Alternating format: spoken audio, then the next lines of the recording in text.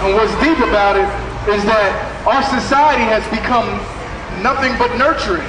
They tell you it's illegal for you to even discipline your children. That's right. They tell you you shouldn't yell at your kid. Oh, no, little Billy. Let's just talk. Time out, Billy, time out. That's what you gotta say. Go stand in the corner, Billy. Right. But really what you need to do is put a rod on that kid's butt, his straighten right out. But this is the systematic destruction of the family. And if we don't take heed to this, if we don't take heed to what the scriptures say, how the roles of the husband, the wife, and the child should be in the house, then we're going to lose. And we're so far behind as it is. But if we start running that race, if we start following what these scriptures say, we'll catch up real quick. What verse you was at? Right? Even as Christ is the head of the church and he is the savior of the body. Therefore, as the church is subject unto Christ, so let the wives be to their own husbands in everything. Husbands, love your wives. Do what? Love your wives. That responsibility not only falls on the woman, it falls over the man too. Love your wife. We haven't been loving our wives right, man. Here it is, you know, a wife would give up, when a woman give up her virginity or give up her love to you, and have children for you, she's there to the end, man. And what we do, we take advantage of that love. We go out and do things that we know we have no business. We go out and here it is, she's nurturing the children. She's there when you're coming home late at night, putting food on the table, and you out there running around with another woman. And then these days, you down low, you out running with another man. And then you bring this mess home to this woman who's been there loving you, nurturing you, taking care of your children, feeding you. So that responsibility not only falls on the woman, it falls on the man too, man. We have a responsibility to love our wives like Christ loved the church, man, and gave his life for it. We're not loving our wives no more. We're using our women for flesh. Then we're going on and doing all types of stuff out in the street, going out in clubs, spending all the money you should be using to nurture your own family out on other women. Alcohol, marijuana, or trying to live a lifestyle that you know you can't afford. These are the things we're doing as men. Trying to show that we're doing something, and yet our family is a wreck. Our household is a wreck. And we come home and then we say, baby, what's the problem? What's wrong? You know what the problem is. You know what's wrong. You know what's wrong.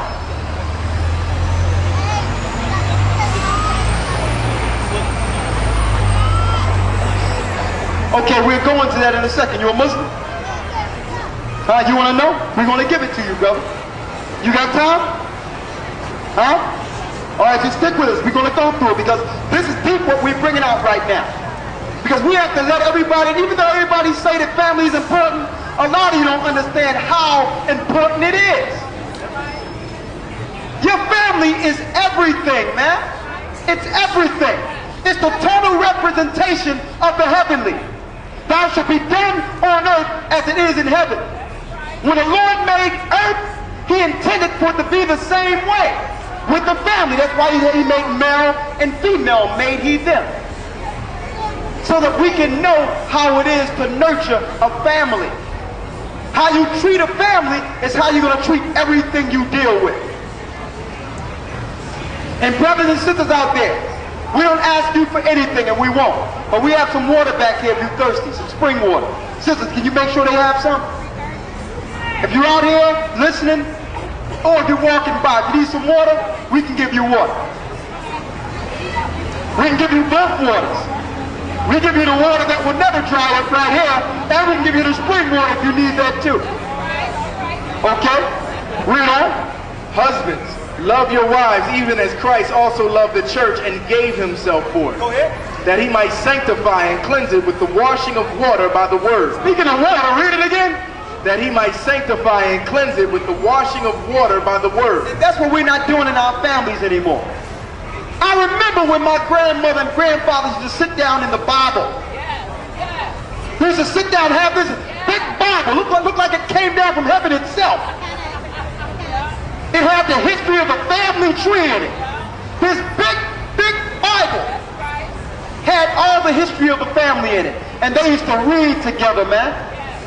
We don't even read together as a family anymore. We don't even sit down and eat dinner together and talk to the children about what happened today and wondering why we're losing our children. We don't even have a dinner table now to sit down and talk and pray before we eat together. That should be mandatory in a family, man. That should be mandatory to sit down and pray together, according to the Bible, because the answers are here. Read on. That he might present it to himself a glorious church, not having spot or wrinkle or any such thing, but that it should be holy and without blemish. Where's the brother that wanted to know about Islam real quick? Mahal. Where is it?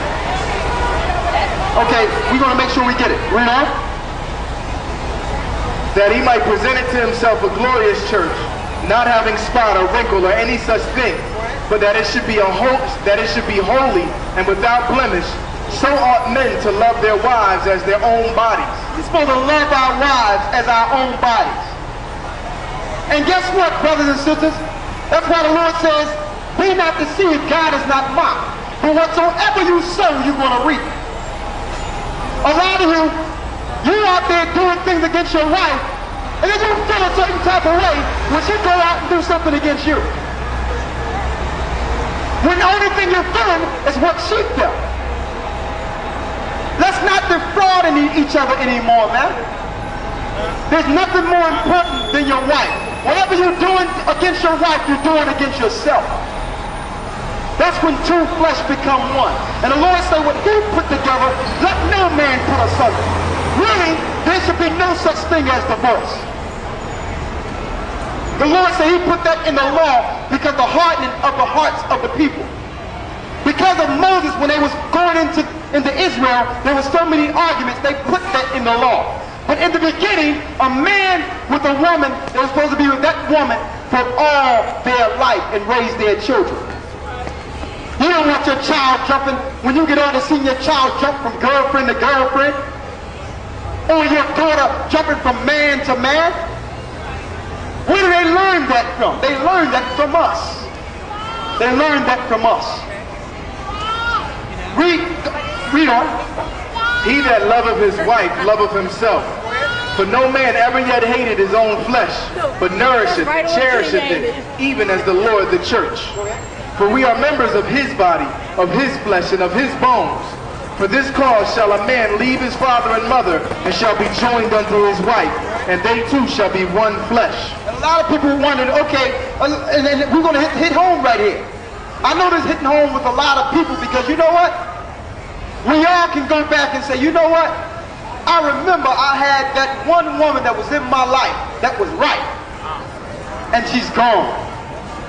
And I messed it up. Same thing that a woman can do about a man. Listening to other people outside of your relationship.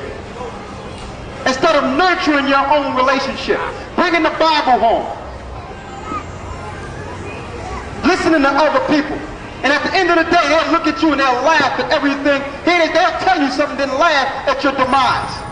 They'll laugh knowing that you're going to fall. Follow the Most High in Christ, man. Read Ephesians 6:1 for me, please. Read. Children, obey your parents in the Lord, for this is right. Honor thy father and mother. Now we go into the children now.